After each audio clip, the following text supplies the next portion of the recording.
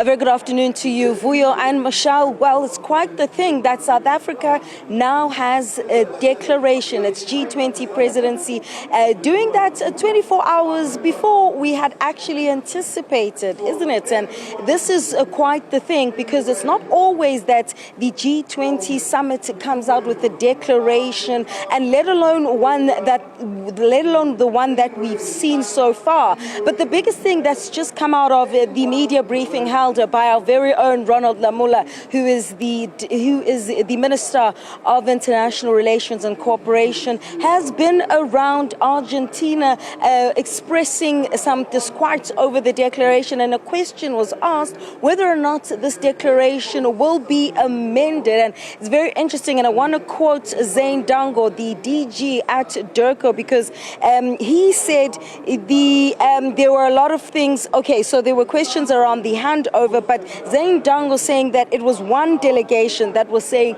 that the declaration is not correct, and that the declaration was, he says the declaration was negotiated in good faith, and that they had new dimensions to negotiate, and they even negotiated what consensus looks like and what does it mean in this G20 presidency. Now, this is very important because the wording of declarations is also important, and they concluded that it's the leaders who were gathered in Johannesburg that form part of the delegation. And I'm going to bring in Brooks Spector to talk more about this, because Brooks, I'd say South Africa finessed their way out of this in many aspects by saying it's the leaders who are actually in Johannesburg, because we know how loud this one particular country has been about snubbing the G20 summit. And it's no secret that Argentina had followed suit. Their president also didn't come here. And Ziyanda Ngcobo was saying, well, this declaration stands as much as Brazil's declaration stood last year. Well, what they're saying is leaders who were in Johannesburg, they cleverly and sort of in a grammatical fix didn't quite say everyone who was here. They said leaders who were here, which means that Argentina's objections or disagreements or discontents, okay, so they were. They didn't agree, but the way the phrasing is done, it doesn't necessarily mean every single leader who was here said yes. And in this case, we assume that it means that Argentina did not. The other half of the interesting parts that were coming along was that the handover will happen to the charge d'affaires ad interim of the American Embassy at the DIRCO offices sometime next week, with an equivalent South African government official. Now, given the fact that the charge is the acting ambassador, that means presumably somebody either at the director general level or an ambassador advisor position would be the person who does that. It's, again, a kind of a finesse. It's a way of not having a fist fight over something that doesn't have to be fought.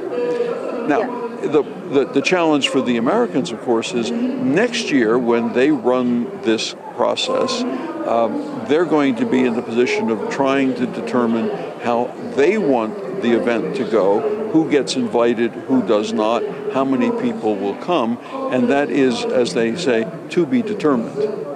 To be determined is also whether or not what happens going forward will be implemented. So there's a declaration that has been adopted by the summit a day before we had actually anticipated. In fact, let's start there. I mean, is this a maneuver from the South African government or this G20 presidency to actually say, while the center is still holding, let's hold it before anyone tries to interfere, because a lot can take place overnight? I mean, that's a big question, and there is no simple answer to it.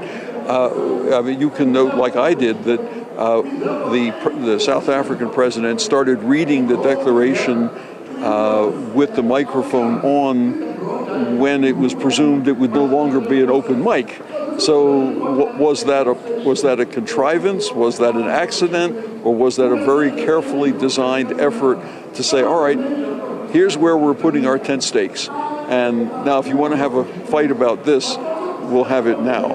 But you very rarely see a conference or an event in which the final, quote unquote, declaration is announced before you have the conference. What this does say, though, is, as your DERCO minister said, the Sherpas and other experts spent some considerable time over the last weeks and months negotiating through the different processes. I'm intrigued by the fact that the declaration is actually very detailed in a lot of areas.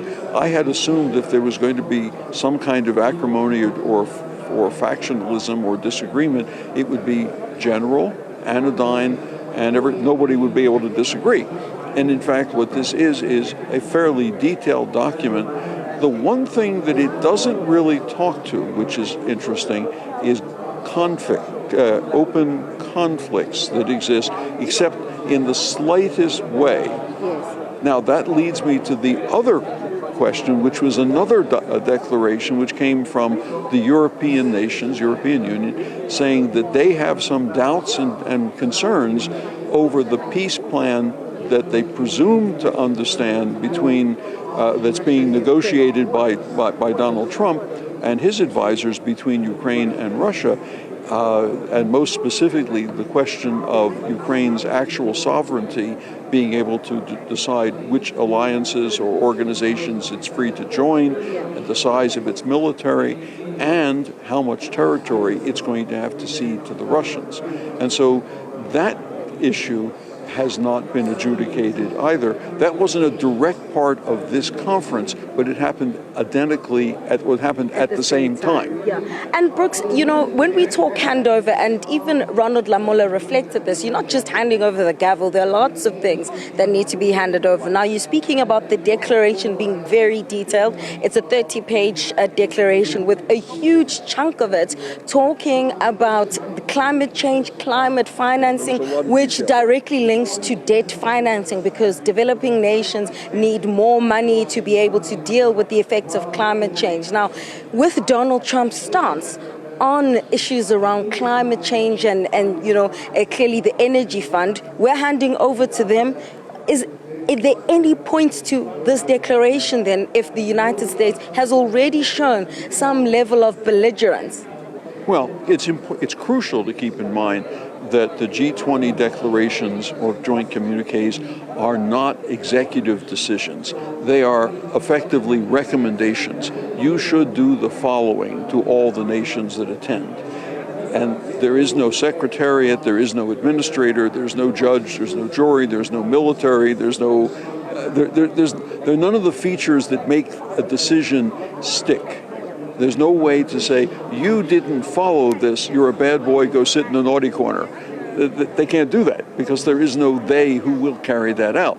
What this means is next year there will be a serious discussion over climate issues. And how that will play out, stay tuned. Come back next year and we'll find out. So maybe a good and a bad thing that the United States didn't actually come and participate in. That's going to be the title of my next article. Which is? It's a shame he didn't come, semicolon. Maybe that's good. All right, so that's Brooks Spector, and he is an international relations expert, but a former ambassador, U.S. ambassador to South Africa, so has been in the country for decades now, but very interesting details around that declaration. Argentina, the declaration stands, so says Ziyanda Ngcobo, that the way it stood, the declaration in Brazil stood, so too does the one that has been adopted in South Africa. Was it deliberate so that the president actually read out some of the contents of the declaration when it was meant to be a closed session? Well, nevertheless, the horse has bolted, and we are here now.